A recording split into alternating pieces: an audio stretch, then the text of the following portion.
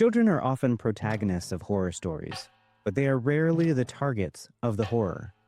There seems to be an agreed-upon line that cannot be crossed. The children must be protected. They must survive. But in Zach Cregger's 2025 film Weapons, the children become the instrument and the object of horror. In the chapters of the film, the missing children are the horrific absence that drives the characters' thoughts and actions, systematically tearing apart the Maybrook community. Eventually, the true threat is revealed. A witch, Aunt Gladys, has arrived in Maybrook, manipulating children and parents alike. Her strange tree, the literal root of all the horror that occurs, rips both the flesh of her body and the small-town sheen of normalcy. Gladys, in part, represents a kind of ambiguity about the origins of moral and material decay. We do not know where she comes from, how old she is, if she's related to Alex's family, and what she actually wants. If the movie is about the weaponization of children, the ambiguity in the character of Aunt Gladys cues us in to the complexity and opaqueness of that weaponization. With the phantom image of an enormous automatic rifle with .217 glowing in red on it floating above Archer Graff's house, the title of the film being Weapons, and most of an entire classroom of students suddenly gone, viewers have speculated that there is a sort of school shooting allegory at play here. In his review on NPR's Fresh Air, Justin Chang suggests, the children's disappearance evokes both the satanic panic of the 80s and 90s and the continual tragedy of school shootings, something the film makes explicit with the hallucinatory image of a semi-automatic weapon looming over someone's house like a ghost. If the movie indeed makes such allusions, it unfortunately offers little in the way of explicit commentary. Perhaps that work is left to us as viewers. Why does a small town have sports cars for police cruisers and video doorbell cameras on every house, but clearly lacks any help for people like James, unhoused and dealing with addiction? How do Children's Social Services not discover Alex's plight? Why do we allow the parents of the community to so easily villainize educators? And why on earth are we letting random old white ladies into our homes if we don't know them? So, charge your surveillance cameras, set your alarm for 2:17 a.m., and get your arms in the airplane position. It's going to be a wild ride, but don't worry, we'll keep you on target. With the phantom image of an enormous automatic rifle with .217 glowing in red on it floating above Archer Graff's house, the title of the film being Weapons, and most of an entire classroom of students suddenly gone, viewers have speculated that there is a sort of school shooting allegory at play here. In his review on NPR's Fresh Air, Justin Chang suggests, the children's disappearance evokes both the satanic panic of the 80s and 90s and the continual tragedy of school shootings, something the film makes explicit with the hallucinatory image of a semi-automatic weapon looming over someone's house like a ghost. If the movie indeed makes such allusions, it unfortunately offers little in the way of explicit commentary. Perhaps that work is left to us as viewers. Why does a small town have sports cars for police cruisers and video doorbell cameras on every house, but clearly lacks any help for people like James, unhoused and dealing with addiction? How do Children's Social Services not discover Alex's plight? Why do we allow the parents of the community to so easily villainize educators? And why on earth are we letting random old white ladies into our homes if we don't know them? So, charge your surveillance cameras, set your alarm for 2:17 a.m., and get your arms in the airplane position. It's going to be a wild ride, but don't worry, we'll keep you on target. This is Horror Joy. We're your hosts. I'm Jeff Stonehoff. And I'm Brian Onyushi. We're two professors celebrating the emotional and intellectual joys of horror. All right, y'all. We're back with another episode of Horror Joy. Today, we are going to be talking about Zach Cregger's 2025 film, Weapons. I personally loved this movie. I went to see it. I think opening night, I was so excited by it because I think the marketing was incredible. And we have had a lot of films recently who have had some incredible marketing teams, incredible marketing strategies out there. I'm thinking Longlegs, I'm thinking Cuckoo, Nosferatu. All of these movies have set us up to expect something incredible. And honestly, in so many ways, I have been let down by those movies. But In Weapons, I don't feel like I was let down. It was interesting. The premise is interesting. The kids go missing early on, and we get a town in shambles.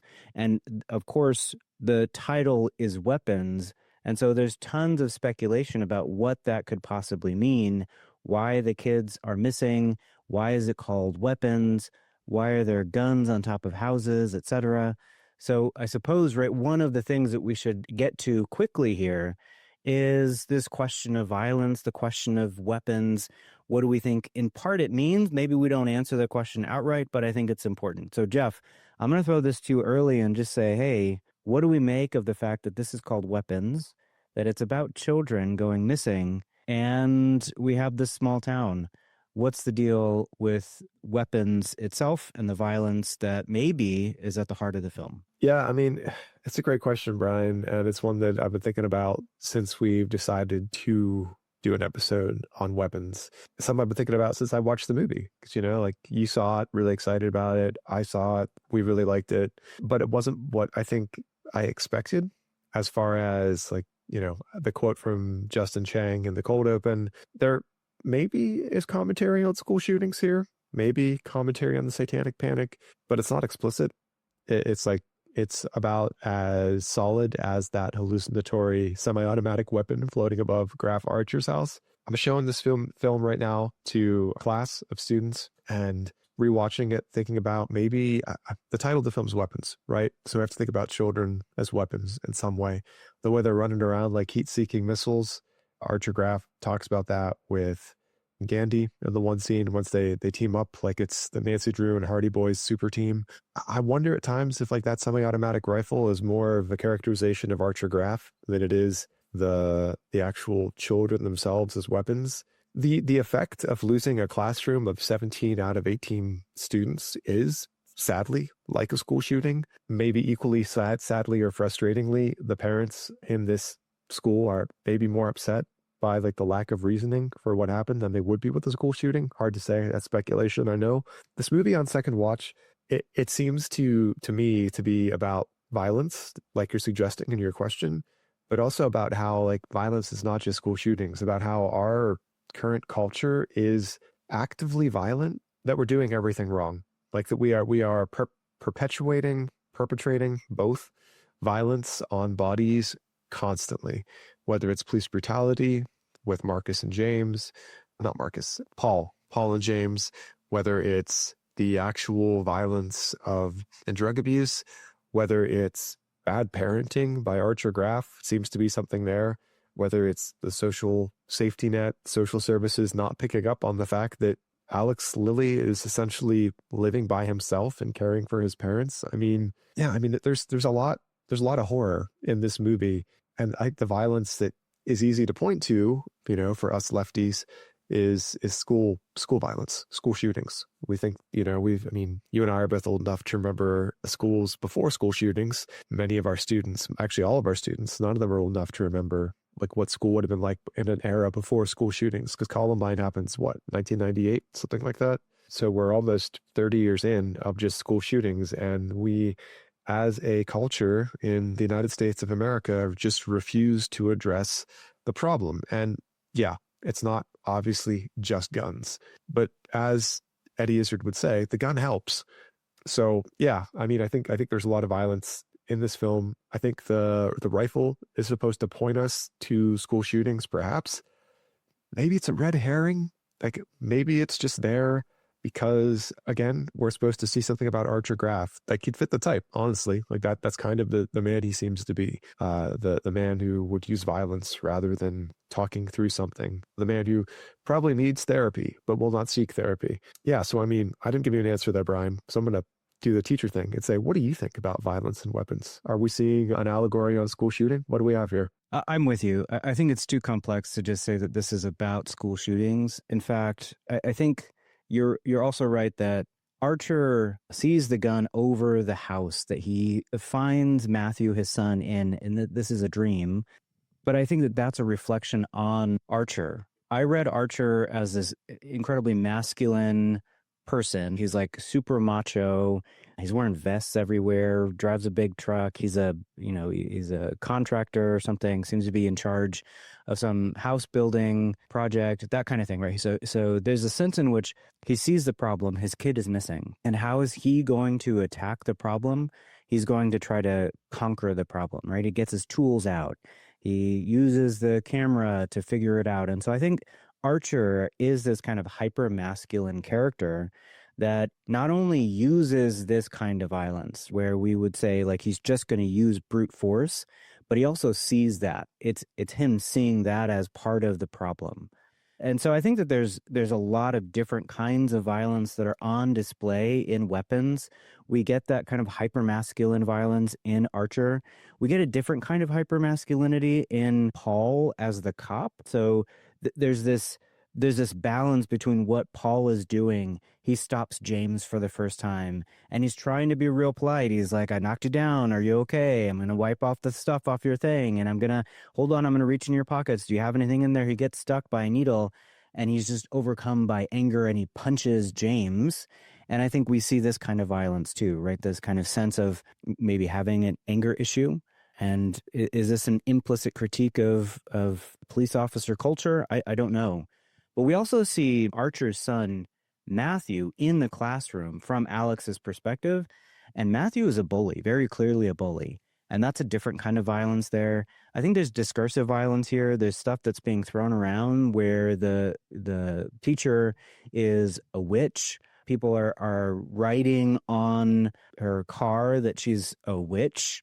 I think there's some kind of discursive violence going on there. And there's lots of things going on in terms of violence in this movie that don't just boil down to that gun violence. And I want to pull back, right? The community, once you pop the lid or you pull back the veil of this community, you see that there's so many things going wrong. And we can start with Justine, right? She's got a drinking problem. We imagine that we're sending our children off to a school if they're safe, but these are human beings with their own problems. Like everybody's problematic in the film in a way that's also very realistic, I think. But I think that once you start to kind of pull back some of this stuff, you start to see how violence and weaponization starts to work. And I think the town hall for me is one place where we see this very clearly. When we think of weapons and we think, oh, it's just school violence, I think this conceals the fact that children have been weaponized in so many different ways. And I think the town hall or like the meeting about the missing children shows that very clearly. Here in our town, we have had, like in real life, in my town that I live in, we have had all kinds of school board meetings, et cetera, where teachers are being blamed for things. Teachers are being thought of as bringing in kind of harmful ideas and harmful things to children when it seems very clearly that that's not the case. The children have been politically weaponized for the sake of making ideological claims and changes in policy. And I think for me, that's something that really struck me while I watched the movie, is that the weaponization of children happens all the time. And it happens in so many different ways, right? So all I could think of was people yelling, parents' choice, even during COVID, when what they wanted to do was to send their children back to school without having to wear masks. And the children were just there being weaponized. And the manipulability of children is on display with Alex. And so the reason why children are weaponized in this way is because they can be manipulated, because they are on the wrong side of power structures in almost every relationship that they're in. Even when power structures or power imbalance, right, between parent and child or between educator and student, they're necessary on some level. It's still the case that children are always on the side of weakness in those relationships. So I'm going to throw it back to you. I don't know if that makes sense. I think there's something that's really struck me on reviewing. I'll kind of throw it out to you, respond to what I said. But there's a few mentions of parasite in the film. And I want to know what you think about that, because I think we imagine that Gladys is a witch.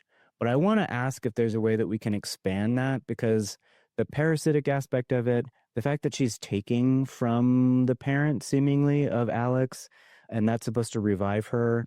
Is she just a witch or is she something else, right? So respond to the violent stuff. And of course, I'm curious about the parasite and Gladys as the quote-unquote monster of the film. Yeah, I think with the violence stuff, I'm really glad you talked about the weaponization of children because I was feeling that too on watching the movie again. I'm not in the same school district as you are, but we see similar things in the district that I'm in.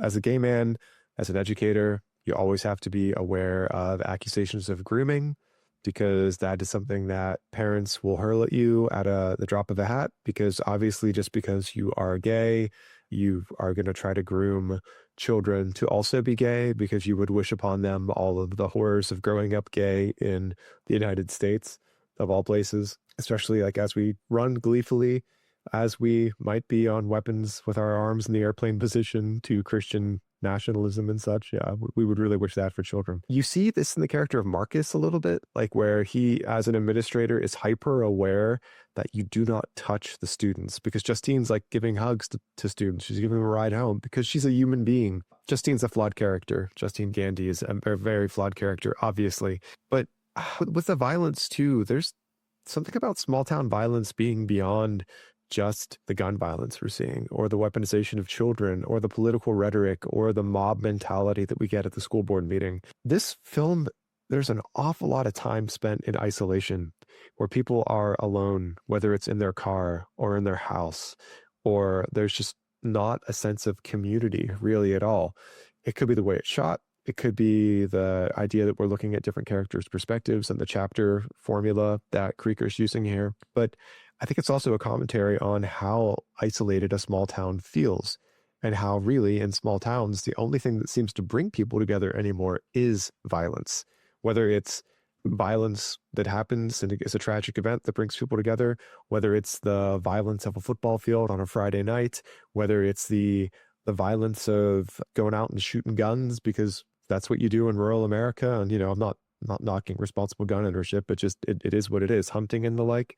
Maybe it is the only sense of community you have are the responsibilities of being a parent with a PTA meeting or a meeting to help do a fundraiser or something. And so then like there's all of these connections that in a small town especially seem to be created through violence, whether it's policing, So like, I mean, policing creates the in group versus the out group in a small town. To your question about the parasite, I think that's really interesting because I was thinking about that as well.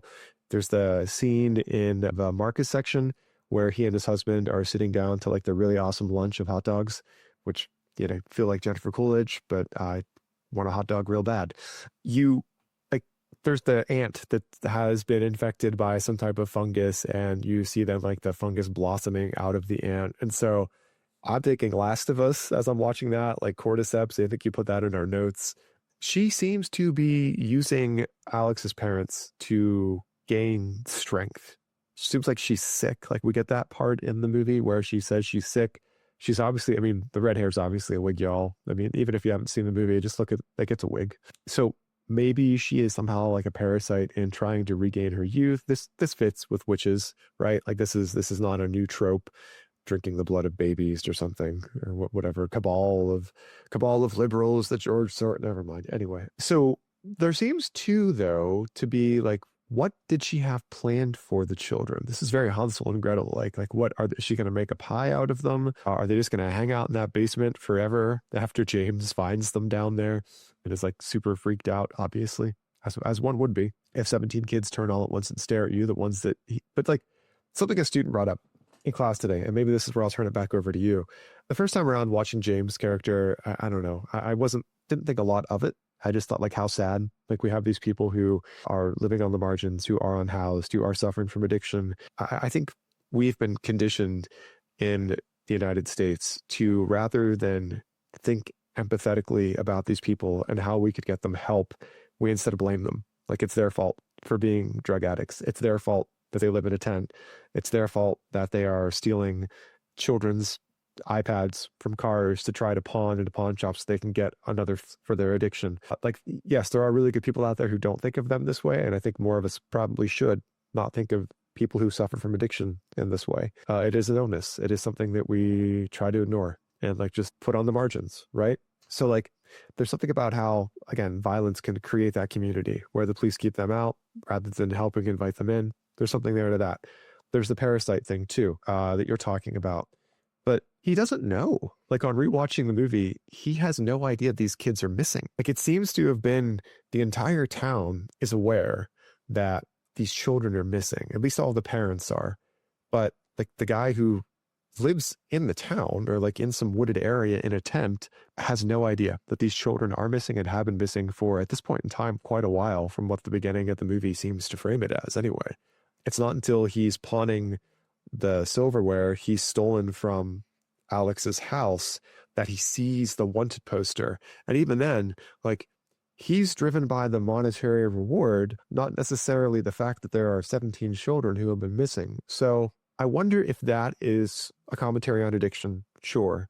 But I wonder if it might also be a commentary on like just the stunning lack of empathy and the stunning lack of community we have in 2025. Maybe I'm reading too much into this. I have a quote I'll come back to a little bit later from a person who would say just that. But Brian, any thoughts on this character of James and what he might tell us about this community? Yeah, first off, James is played by Austin Abrams, who I think is well known for being in Euphoria. I've never watched Euphoria.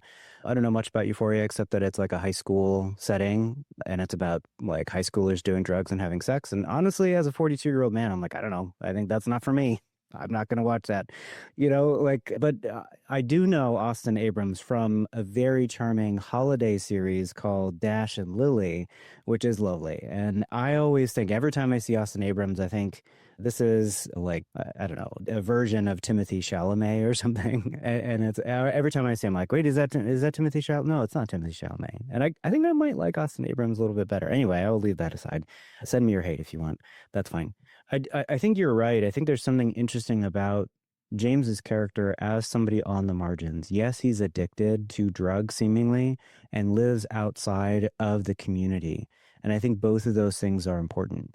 So he smashed and grabs a tablet, very clearly a child's tablet, and takes it to the pawn shop. But we also, right in that moment, see the budding addiction to technology that James may not have. So here we have the tension between good addiction and bad addiction. I mean, we talk negatively about children being addicted to technology like iPads, et cetera, or us being addicted to our phones, et cetera.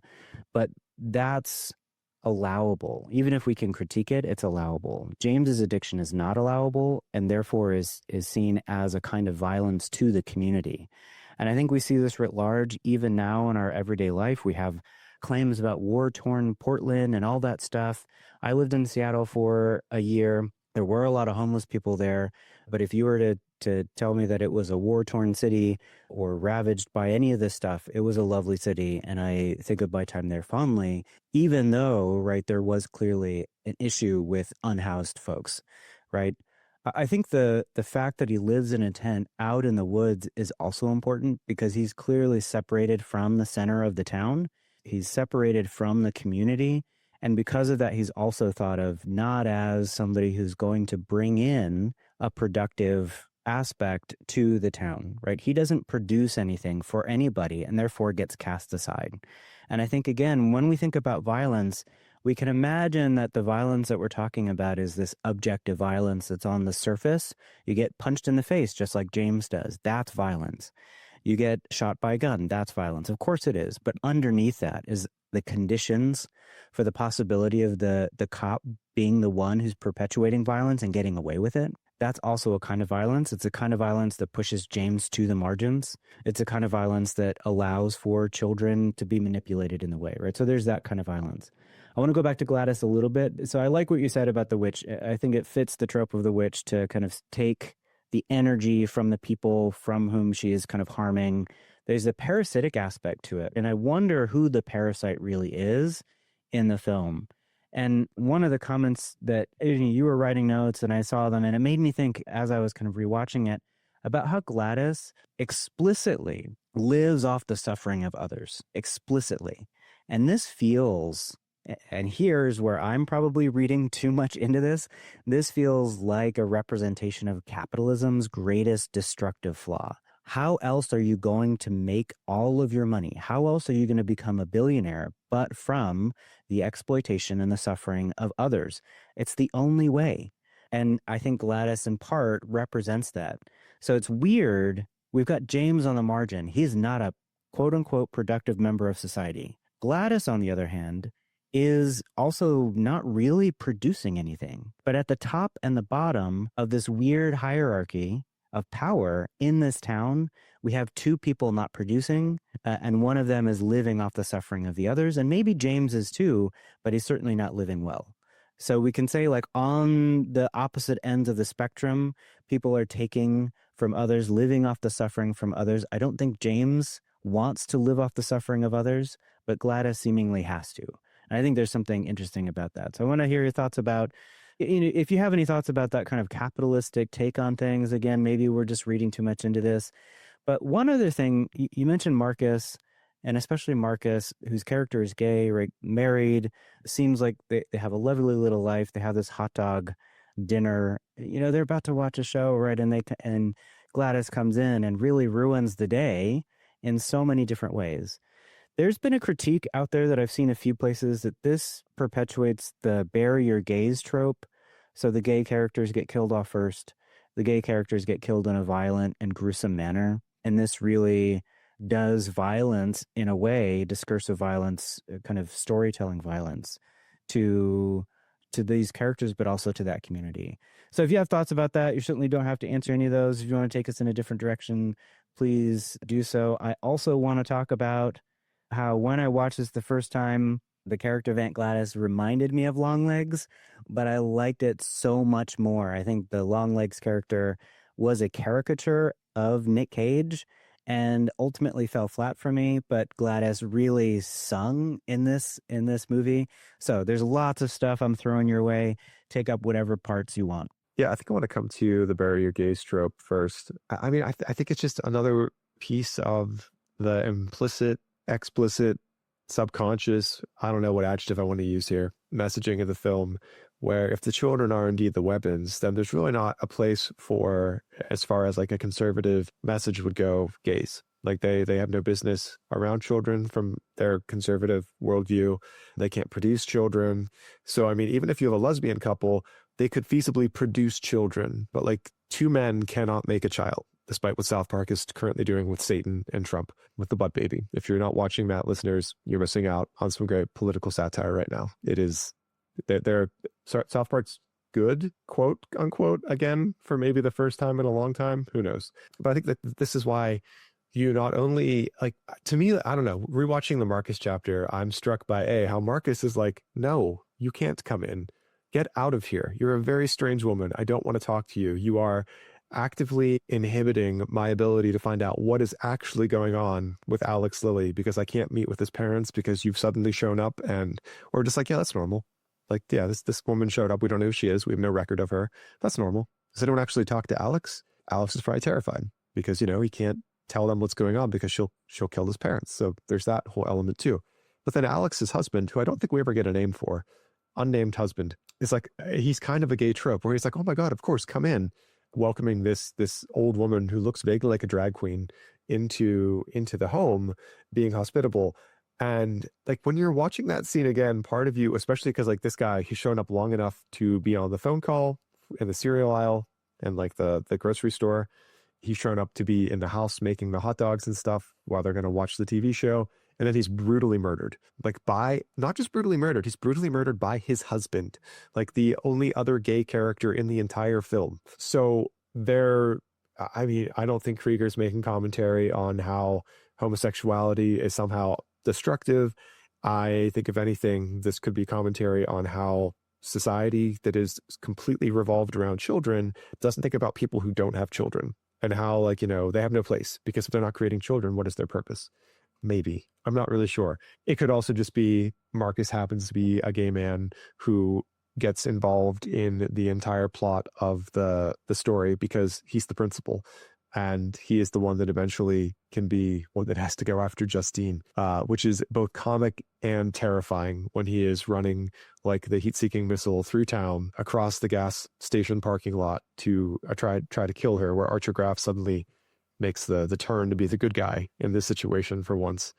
I think the capitalism question is interesting to me. There's an article in The Hollywood Reporter by Richard Newby. It is let's see. Of course, weapons is about something is the title, in which then Newbie goes through to argue that weapons is not about school shootings, blah, blah, blah. And then, of course, offers an argument that he thinks it's about, calls it, quote unquote, a fucked up fairy tale. But there's a quote later where he like references something one of his colleagues said. So I'm just going to read the entire thing here. Quote, "My Heat Vision colleague Brian Davids and I discussed a somewhat different take on what Weapons is about. He said, considering the film's ending, Weapons is about, quote, this is a quote within a quote, fun times, listeners, the younger generation turning the tables on the older generation after suffering the effects of either their trauma or the trauma they create by upholding harmful systems and legislations." So ending David's quote. Continuing then, Newbie's quote, essentially, Aunt Gladys serves as a representative of that older generation, feeding off the young to stay in power. And like, that's compelling to me. I don't know that it's actually doing that, but that's compelling in the sense that I kind of wish it were doing that. Like, I wish this were I guess these kids would be alpha in the movie, rising up to say where we are going to wrest power from the gerontocracy. We are going to fight systems like capitalism that have ultimately just made things worse for the majority of populations. We are going to fight fascism. We're going to fight essentially corporate run oligarchy in the United States of America. I don't know that I am as optimistic as one Brian Davids that, you know, young folks are as aware of these things or attuned to them, if you will. I think it gets back to what you're saying about the weaponization of social media, the weaponization of tablets and stuff like that. Like, who are young people watching? Who are they listening to? What is the algorithm doing? Like, what narrative is being within them through these powers that we have absolutely no control over, short of wresting the iPads and the phones completely away from young people? There's really not much else we can do, because like the algorithm is going to do what the algorithm wants, which is make money for capitalism. So do I think that there's a chance that people being raised on an algorithm that is funded by capitalism are going to wrest power away from capitalism? I'm sorry if I'm skeptical. We can come back to the ending at some point. I don't know that this is what ultimately the ending is doing. The ending is like the most joyful part of the movie, so obviously we'll get to it at the end of the show. But spoiler alert. But I don't see this as a takedown of capitalism. If anything, it's a commentary on capitalism, like where we see how awful our lives are because of something like capitalism. There's this, I put in the notes at one point, there's this stark contrast, the movie, of the excesses of capitalism and those who have, versus the like poverty and the lack that other people are experiencing. So the grocery store is a great scene. I think grocery stores are fascinating. And I don't think I've talked about them much on the podcast, listeners, so I apologize. I'll try to keep this brief. But like grocery stores, at least the grocery store in this movie, with the shelves fully stocked, brightly lit, sale signs everywhere. Instead of having like one type of cracker, you have 10, because of course you need 10 types of cracker in your life. Just the choice. It's like a capitalist commercial industrialized food version of Eden. Anything you could want it on these shelves in a box for a price. And maybe there's a sale, because of course there's a sale. It's capitalism. We have to drive buy in an era when groceries are more expensive than ever. Shout out to anyone who might be listening who may be a former student to my oatmeal rant during COVID. You have that. You have like the ridiculous amount of hot dogs on that tray for 2 men. And like, I love hot dogs, don't get me wrong, but there was like 10 hot dogs on that tray. That's a lot of hot dogs for 2 human beings. You have like their house, how much stuff they have. You have Archer's house, the stuff he's building. You have even Justine Gandy's house is pretty nice for a single woman on a single income in a small town area like that. The town itself, the police cruisers that are Dodge Chargers, I think. We don't often stop to think about how ridiculous it is that we are now, like, this was not always the case, listeners. Back in the 80s and 90s, it was a Crown Vic. It was a Ford Crown Vic, or it was like some type of just large sedan was your typical police cruiser.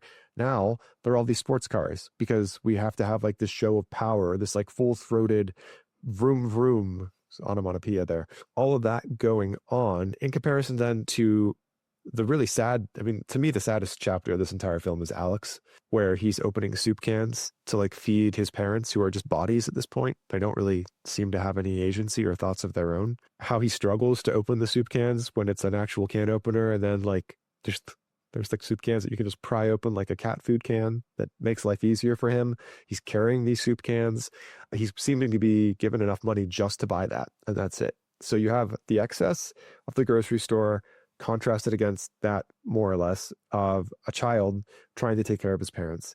And, yes, I know it's a movie. In 2025, I guarantee there are children, even in our communities, and you have the community you're in, listener, who are responsible to go to the store and either feed themselves or feed their parents because their parents are sick or disabled or otherwise, unable to make it to the store because they're working 2-3 part-time jobs. That's all capitalism. Like, that's all capitalism. That's why we are where we are. So maybe I went too far on your question, Brian. I'm sorry about capitalism, but I'm curious, if there's anything there that struck you, resonated with you, or if maybe we ought to consider some of the other elements of violence that we're getting in this movie. Again, the police brutality we talked about a little bit.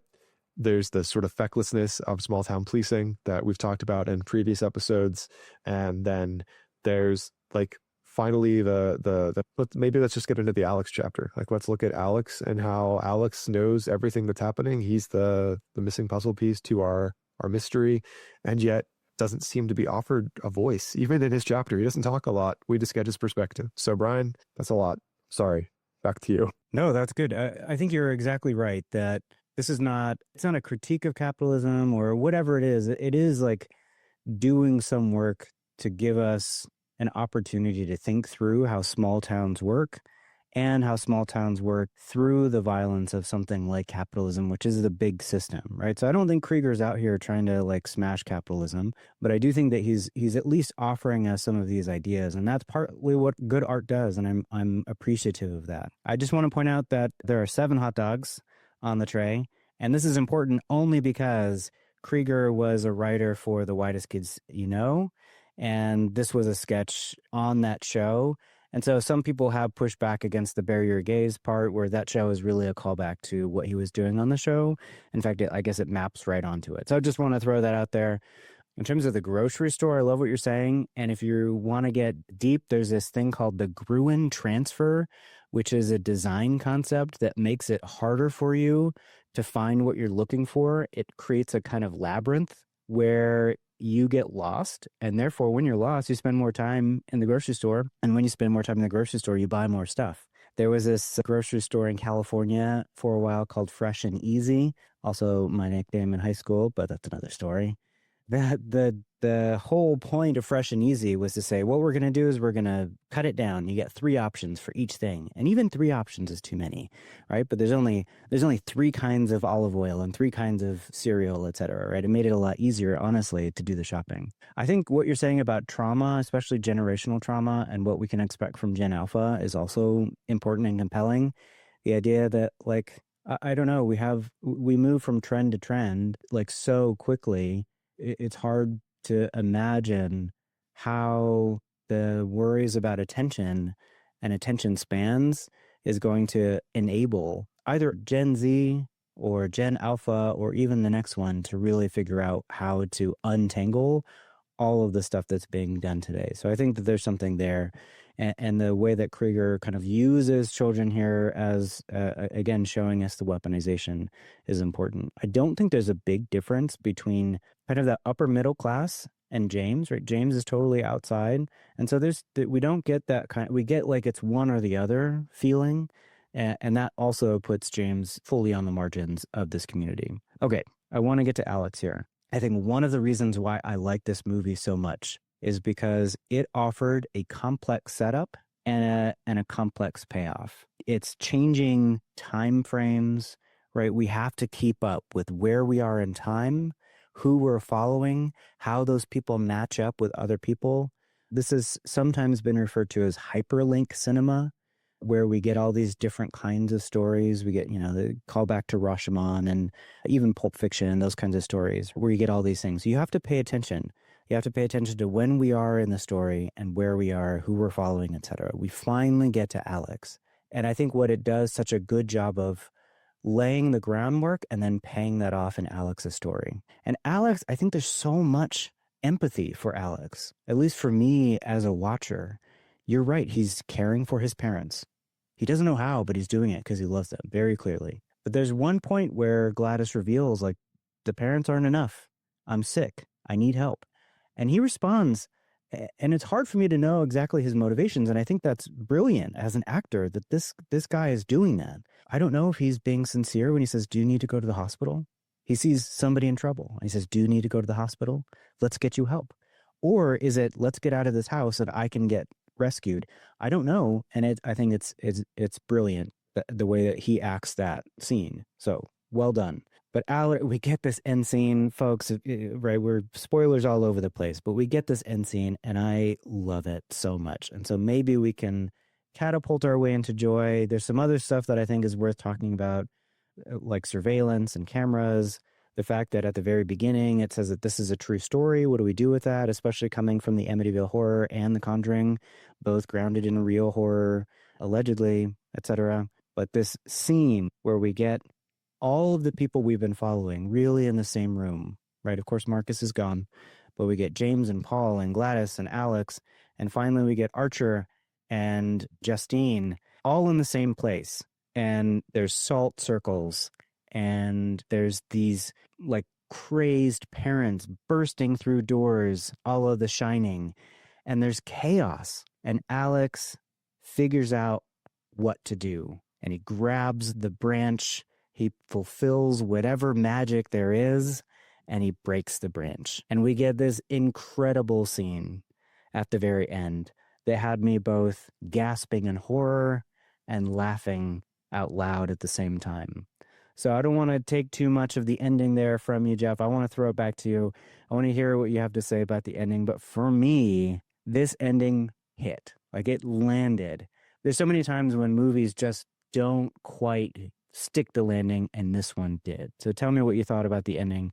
What do you have to say about Alex? Yeah, again, I think you touched on a lot with Alex there. I think like we don't really know what his motivation can be. I think we get the complicated picture of Alex that he's clearly bullied at school, but he also had two really loving parents who deeply cared about him. It seems like they had a good life, and it was ruined by, some family member. We don't even know if Aunt Gladys is really related to them. Is this to the parasite conversation? Is this something that was planted in the mom before Aunt Gladys arrives to make her think that Aunt Gladys is somehow related? I'm having like flashbacks to our conversation with Paul Tremblay and his middle grade novel, Another, like where maybe the parasites are coming through the phone. Who knows? Like, that's not really explored. We just know that Aunt Gladys shows up in her car one night, and we get this all through Alex's perspective, and then everything changes very suddenly. He's like a really stalwart little dude. This is like a very depressing Home Alone at times. Like the Alex chapter reminds me of Macaulay Culkin in Home Alone, but it's not funny, it's not comic, it's sad and depressing. It's not making a microwave macaroni and cheese for dinner, whatever. He's having soup instead. He's feeding his parents, taking care of them. Gladys is making him witness violence, like that she's making his parents commit against themselves. That's why like the mom has all the fork marks in her face. That's a really gruesome, horrific scene. I imagine if you're a child, that's terrifying. But there's something pure about him where he seems like he wants to care about people, and he doesn't. It's like somehow society is targeting people like that. So maybe there's a commentary there, like where children who mean well and who are innocent and who want to try to make the world a better place, even if it's just helping the old lady who's holding your parents hostage get to the hospital, are somehow ruined by the society we've created. Maybe there's that. Maybe that's why he's got to be bullied. Maybe that's why he's the one that's targeted, essentially, to be the one that goes in and gets all of the pieces of the other people so that she can control them, so Gladys can control them. That's the way her witchcraft works. The ending, like, I've read some interviews, which again, we don't need to always take into consideration that it was kind of improvisation, like that wasn't the actual original plan for the end of the film, and instead this is what happens. The child actors are clearly having a great time running through those sets. It's fun to watch. For me, like, it diffuses the horror. It works very much like a classic fairy tale, where, well, not a classic fairy tale. The classic fairy tales, like, everything's awful, like it's just all horror, all kids die. Like in an Americanized fairy tale where, like, at the end, everything's diffused and everything's okay and we go back to normal. And like, in some ways that's unfulfilling because all the issues that we've talked about are left unaddressed. We assume that despite the fact that it's a true story, at the beginning of that framing narrative you mentioned too, people don't talk about it anymore. I think the child's voice says that, like, where, but we don't talk about it anymore. Like, people won't discuss it. So like, so much, and maybe that's the school shooting allegory in a nutshell. Like, these tragedies happen, we mourn them for the 24-hour news cycle, and then we pretend they don't happen, because that would require actually addressing issues that are deep, not just surface. It's hilarious to watch. Like, I love the reactions of the people who are just kind of the homeowners whose homes they're ripping through, and they're like, what is that? And then I'm also thinking, like, oh God, that's what a mess to fix. And then when they actually tear her apart, I think like that should be more gruesome to us than it is, but it seems to kind of just be comical, and we're rooting for these kids who have been held hostage this entire time. So for me, like, if there is any messaging, and again, there doesn't need to be necessarily listeners, but like the messaging in the movie gets mixed at the end there. Like, I'm not really sure what we're doing with that, other than we're wreaking vengeance upon the witch, and the witch is finally getting what she has coming to her, perhaps. So, it's great to watch. I agree. I think you're right. This movie fulfills the absurdity of Aunt Gladys and all of the ways that Longlegs never manages to do. I think that it shows us maybe it is an allegory for the youth wresting power from the olds. I'm not sure. But Brian, that's maybe, since we're talking about that potentially joyful ending, perhaps we should turn it to, where are we finding joy from weapons? Yeah, I think, okay, so there's a couple of things I want to say really quickly before I jump into joy, but one of them, I would say that like the end, while it diffuses the horror of the kids being trapped in the basement, and maybe we can read this as ripping apart capitalism. Let's imagine Aunt Gladys is the stand-in for capitalism, and they're ripping her apart, and we're cheering this on in some way. We don't know what comes next, but we're cheering it on in some way. I think that also, we talked to Paul Tremblay about meta horror and how this turns back on us. What does it mean that I'm like, yes, good job, children, for all the violence you've just done. You've been taught well by the violent system that you're in. I don't know. But I think that like the horror remains. And I think that's partly what you said. And I think the horror that's revealed is not just Aunt Gladys, but it's the system that has allowed for the kind of masculinity where Archer doesn't tell his son that he loves him, where the cop punches the drug user in the face, where James can't get a job, can't figure it out, where Justine is using alcohol to cope with her existence, right? All of these horrors remain. And I think there's something there that we are left with and confronted with. And so if we read this, I think sympathetically, there is a way in which I think we're actually left with a great deal of the horror of our world, which is something that I do love about horror as a genre, revealing to us what we're actually doing. Let's get into some joy.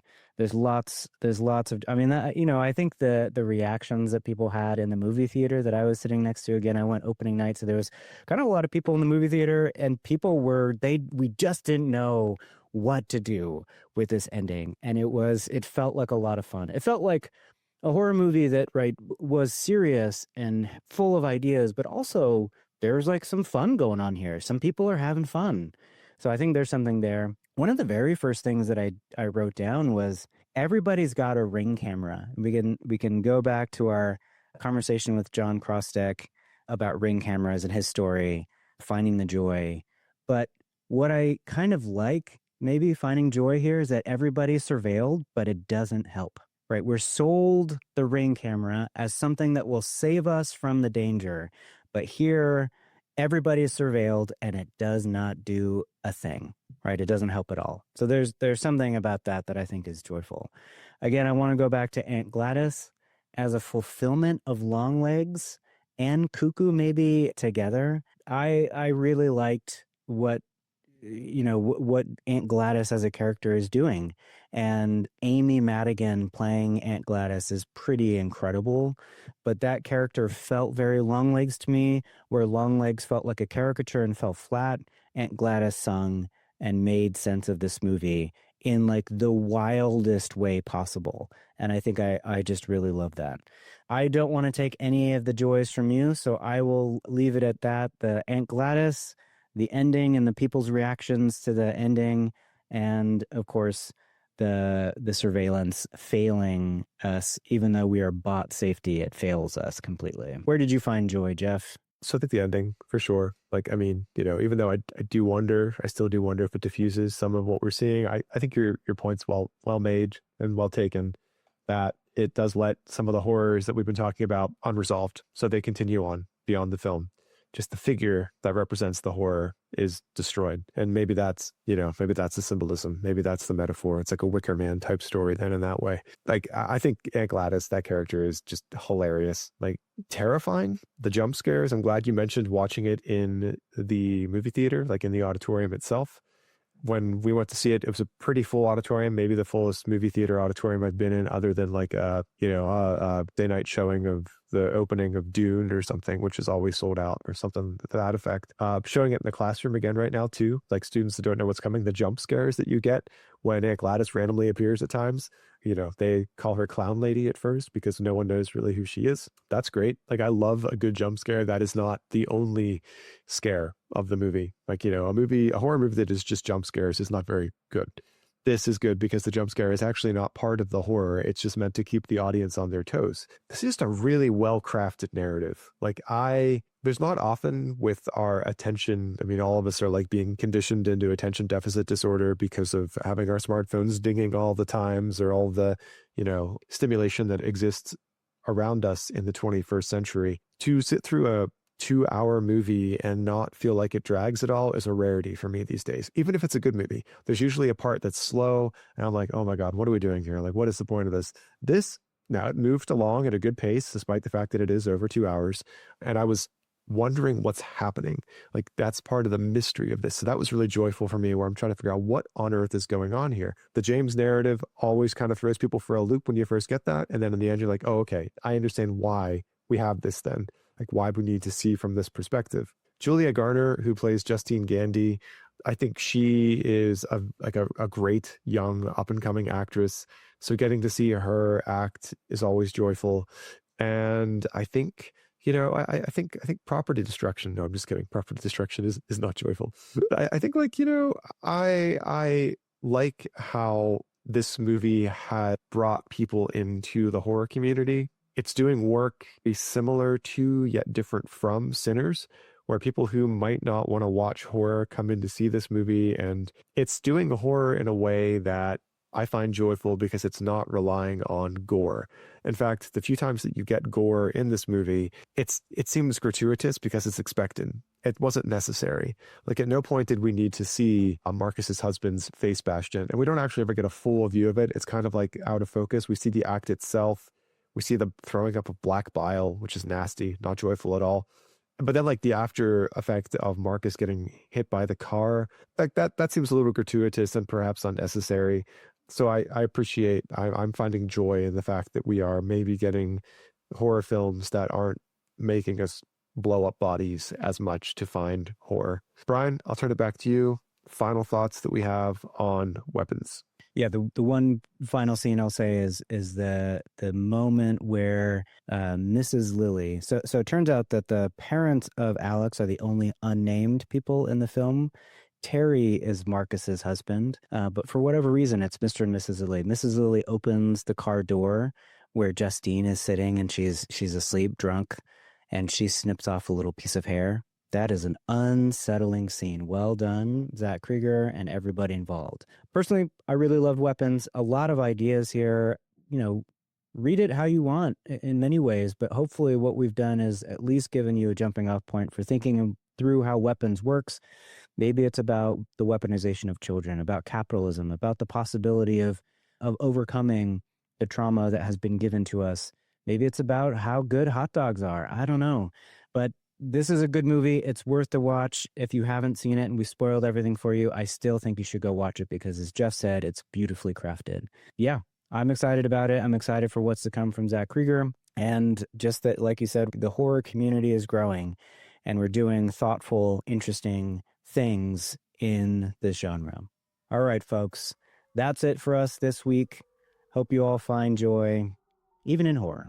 This has been an episode of Horror Joy, produced in conjunction with Axis Mundi Media. Thanks for joining us. We want to hear from you. You can find us at Horror Joy Pod on Instagram or at Horror Joy Pod on YouTube. You can also email us at horrorjoypod@gmail.com, all one word. And you can, of course, find us wherever you get your podcasts. Give us a like, subscribe, leave a review. Until next time, remember, seek joy, even in horror.